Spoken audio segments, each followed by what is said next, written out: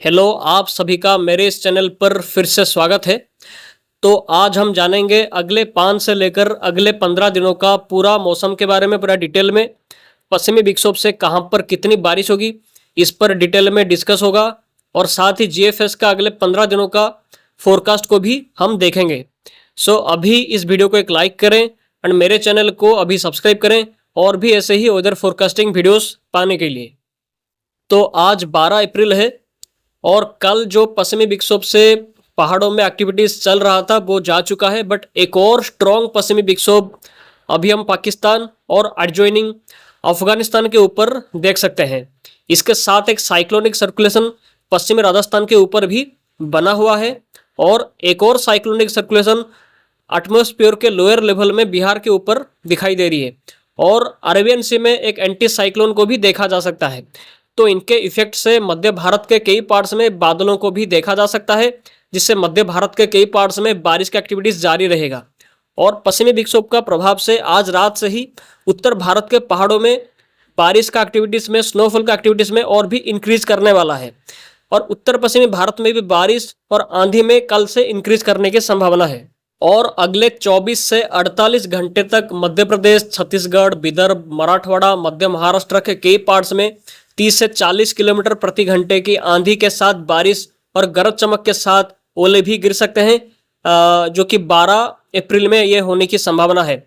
और मध्य प्रदेश के कई पार्ट्स में 60 से 70 किलोमीटर तक आंधी भी चलने की संभावना है और साथ ही मध्य प्रदेश, विदर्भ, मराठवाड़ा के कुछ पार्ट्स में ओलावृष्टि की संभावना दिखाई दे रही है। और Gangetic West Bengal, Orissa, Jharkhand, Bihar, Andaman Nicobar island के कई हिस्सों में 12 और 13 अप्रैल को गरज चमक के साथ बारिश की संभावना है।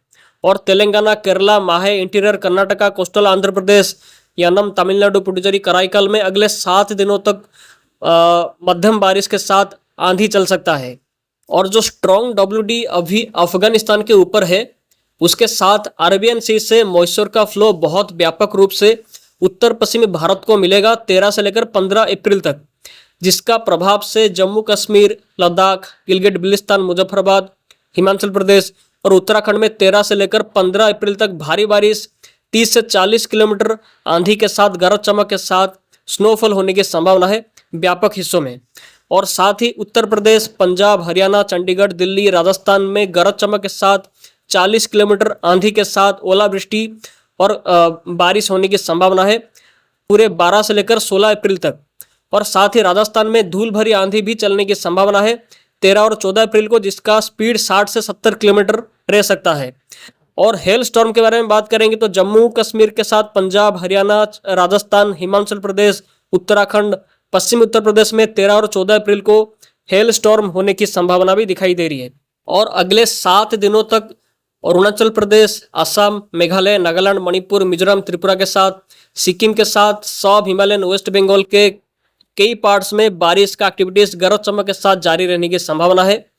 सो टेम्परेचर के बारे में डिस्कस करेंगे तो केरला, माहे, कोस्टल आंध्र प्रदेश, यानम, कोस्टल कर्नाटका, रायलसीमा, तमिलनाडु और उड़ीसा के कई पार्ट्स में हॉट वेदर कंडीशन जारी रहेगा।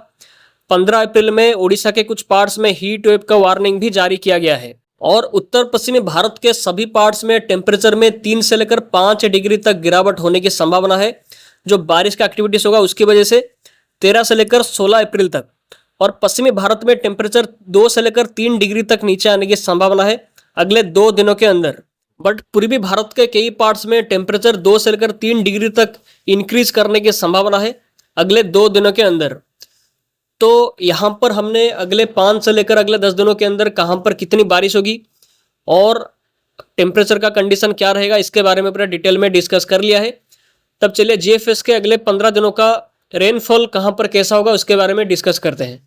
तो ये जीएफएस का मॉडल है, यहाँ पर हम अगले 15 दिनों में कहाँ पर कैसा बारिश होगा इसके बारे में डिस्कस करेंगे। यानी कि 12 अप्रैल से लेकर पूरे 27 अप्रैल के बीच में कहाँ पर कैसा बारिश होगा इसके बारे में हम देखेंगे।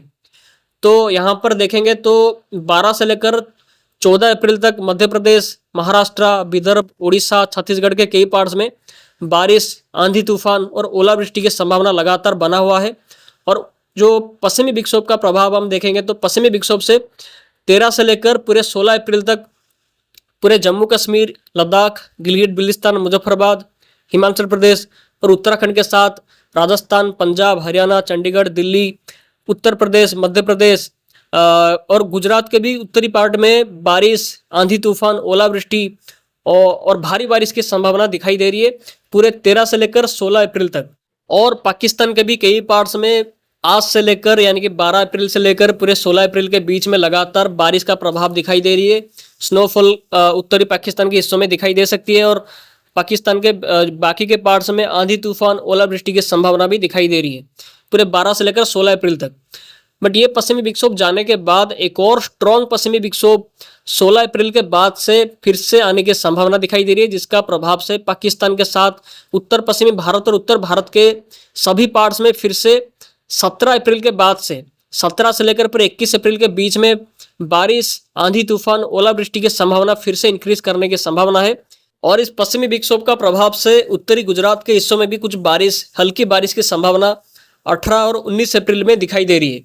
और उत्तर पूर्वी भारत के सभी पार्ट्स में जो बारिश है वो और भी इंक्रीज करता हुआ दिखाई दे रहा है। खास करके 17 अप्रैल के बाद से उत्तर पूर्वी भारत के सभी पार्ट्स में बारिश में और भी इंक्रीज करेगा।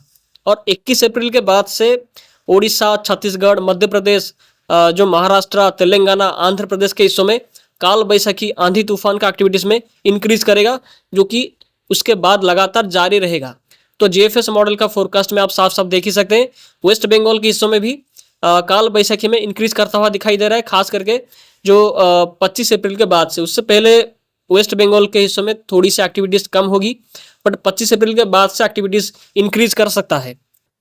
और तमिलनाडु, कर्नाटका, केरला और लक्षद्वीप के हिस्सों में भी बारिश लगातार 17 अप्रैल के बाद से इंक्रीज करता हुआ दिखाई दे रहा है।